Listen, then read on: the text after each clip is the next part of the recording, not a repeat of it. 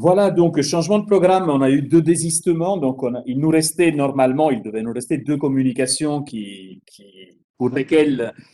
il y a des problèmes de santé et autres, donc on a terminé, et puis par ailleurs, même dans la salle, il nous est resté un public assez réduit, ce qui fait que nous allons au pied levé renoncer aux ateliers de cet après-midi, puisque ça n'aurait pas beaucoup de sens. Et voilà, donc c'est bien dommage, bien sûr, mais nous ne sommes pas en même temps déçus par ces trois demi-journées riches et euh, qui nous semblent avoir répondu à beaucoup des objectifs que nous nous étions fixés. Euh, Tout d'abord, premier objectif, on en a parlé dès l'introduction hier matin, la multidisciplinarité. Donc, on ne découvre pas la multidisciplinarité, notamment dans ce domaine. C'était plutôt, disons, le défi était plutôt de voir si ici, la quinzaine d'interventions prévues allait nous sembler pertinente, disons, si ces interventions s'articulaient bien, si la multidisciplinarité émergeait comme un enjeu et un outil de travail à partir de ces enquêtes en particulier. Or, il me semble que tout cela est amplement vérifié. Tout d'abord parce qu'on a vu plusieurs enquêtes dans lesquelles la multidisciplinarité est déjà en action au sein même de ces enquêtes, au sein même de ces équipes. Je pense à ceux qu'on a vus avec les enquêtes d'Hervé Cubizol, de Amélie Picrez, Mélinda Bisri, Rémi Landois en Bourgogne, ou encore à Stéphane Blon qui vient de partir, où à chaque fois, à la limite, Stéphane Blon, comment dire, même seul, il est évidemment historien et géographe à la fois, il l'a amplement souligné, ou en tout cas, il émarge, disons, à des méthodes, à des sources, à des raisonnements qui sont propres aux deux savoirs. Et chez les archéologues ou chez l'archéogéographe, j'oserais dire, ou le géoarchéologue Hervé Cubisol, c'est tout à fait pareil. Et il y a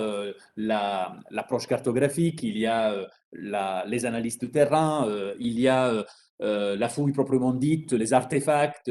Voilà, donc on voit bien que l'étude des paysages ruraux bénéficie, et bien heureusement, au sein de certaines équipes, de, euh, d'outils qui proviennent, qui appartiennent à différentes disciplines et savoirs. Ensuite, la multidisciplinarité me semble émerger également de la comparaison entre certaines communications, chacune répondant, disons, chacune issue d'un savoir spécifique, mais on voit bien comme, aussi par les questions, hein, par les questions des intervenants de la salle du public à distance, on voit bien que quand Maëlys Blandonnet nous parle des agronomes grecs et romains, quand Sébastien Frey nous parle du Mans, de sa réalité, de son historiographie, des différentes interprétations qui ont été avancées sur sa réalité. Quand Riccardo Berardi nous parle des structures foncières de la Calabre normande, héritées en grande partie de la Calabre byzantine,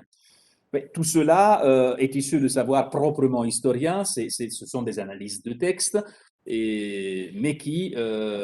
immédiatement interpellent, interrogent, font réagir l'archéologue médiéviste, l'archéologue moderniste, l'archéologue antiquisant, il n'y en avait pas en l'occurrence, mais chacun d'entre nous peut s'y intéresser aussi. Il y a des choses qui résonnent, il y a des choses qui interrogent, qui font problème, disons, voilà, et qui nous font sans doute désirer plus de collaboration, même quand éventuellement il n'y en a pas encore, qui montre le potentiel en fait de ces approches parallèles et d'une comparaison quand cela est possible et euh, critique hein, réciproque pour euh, dessiner, avancer des hypothèses de reconstitution des paysages ruraux plus complètes, disons, ou plus critiques. Euh, On a vu d'ailleurs que, on parlait de la documentation cartographique moderne, par exemple, on vient d'en avoir une illustration splendide, à quel point beaucoup presque toutes, je dirais toutes les interventions euh, à- plus proprement archéologiques, disons, souvent partent de là dans une démarche régressive, hein, c'est quelque chose que les archéologues pratiquent depuis bien longtemps. Ensuite, on avait énoncé aussi l'intention, on a eu de la chance, disons, d'avoir suffisamment de propositions dans ce sens-là, l'intention de traiter les paysages ruraux dans la diachronie, donc une approche résolument multipériode. Et ce qui est fait, on est parti du néolithique, des âges des métaux, on est arrivé avec des communications qu'on a entendues ce matin dans notre époque contemporaine, voire même dans des démarches de prospective, en fait. Autant avec David Montambeau, qui a ouvert et qui devait clore les travaux, mais et sur des problématiques de lecture, d'aménagement, de conservation des formes et des processus de construction des paysages ruraux. Autant avec Pierre-Olivier Mazagol et Michel Depère, qui, avec ce cas de figure spécifique de la mise à eau d'une vallée rurale et de ses conséquences, et également de, de ses conséquences matérielles, disons, sur les paysages, sur les réalités, et puis des débats qui ont émergé sur les conséquences sociales, disons, sur la perception, sur les représentations, sur la, la, la destination, l'utilisation, la perception de ces paysages qui sont à la fois, bien sûr, des paysages physiques et des paysages culturels. Et justement, ce mot de paysage culturel, d'ailleurs, c'est intéressant, Michel Depère l'a dit, euh, comment dire, on a vu dans certaines interventions, mais globalement, c'est un fil conducteur qu'on peut repérer, qu'on pourrait repérer même quand il n'a pas été exprimé, quand il était implicite. L'aller-retour est constant et même inévitable entre paysage matériel, structure, forme tangible, de ce que les archéologues appellent parfois une construction socio-naturelle hein, du paysage, et la dimension culturelle, la dimension patrimoniale éventuellement, tellement aujourd'hui sacralisée, on pourrait dire, avec un terme un petit peu instrumentalisé. Et enfin, certaines communications, notamment je pense à Sébastien Frey, je pense à Maëlys Blandonnet,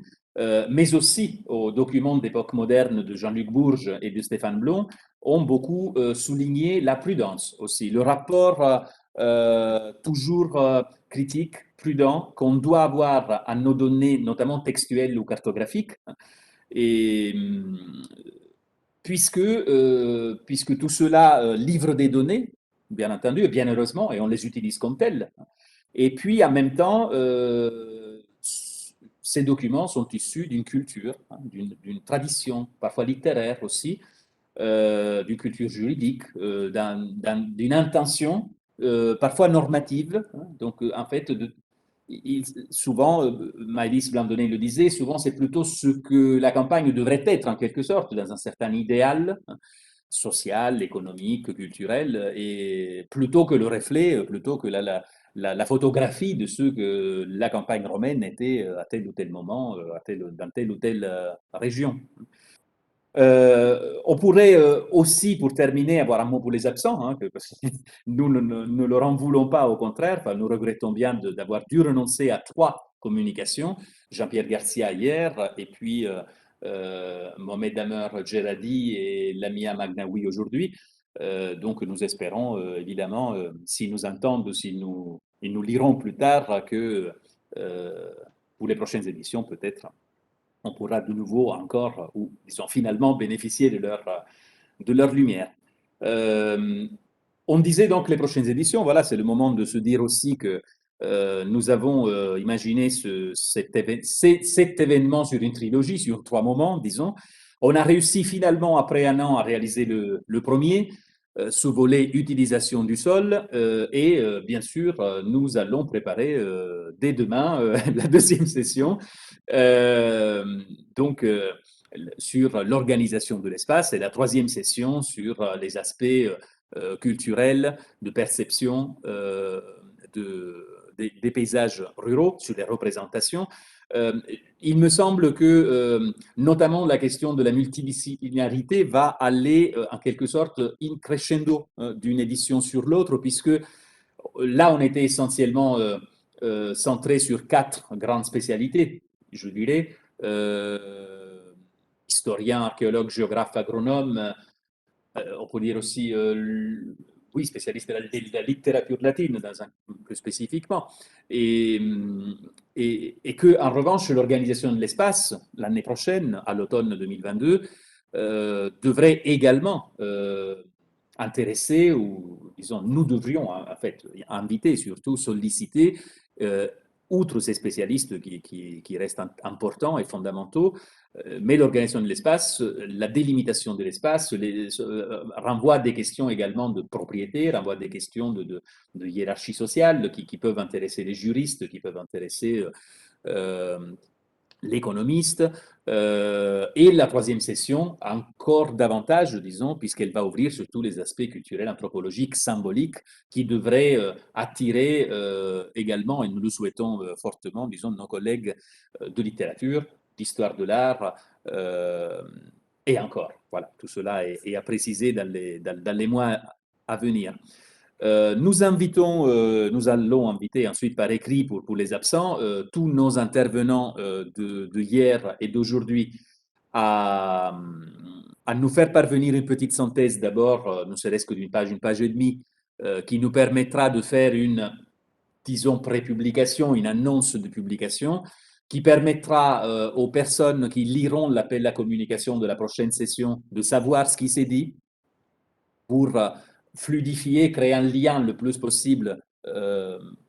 continu entre la première et la deuxième, et puis entre la deuxième et la troisième. Et par ailleurs, nous prions nos intervenants de nous envoyer leur texte complet, définitif, autant que possible d'ici l'été, disons, d'ici l'été 2022, puisque même si la publication finale aura lieu dans 3 ans, mais nous allons bien sûr travailler sur vos articles de cette année, possiblement avant la deuxième session, pour ne pas être ensuite être submergé après 2023. Et également, donc, nous allons mettre, pour les intervenants qui en ont donné l'autorisation, nous allons mettre les enregistrements WebEx à disposition. Euh, et éventuellement, voilà, éventuellement vos PDF aussi, toujours si vous le souhaitez, mais tout cela on pourra se le préciser calmement à partir de demain. Voilà, donc il nous reste à remercier tout le monde. Merci également à qui nous a suivis à distance avec beaucoup de patience, et à l'année prochaine.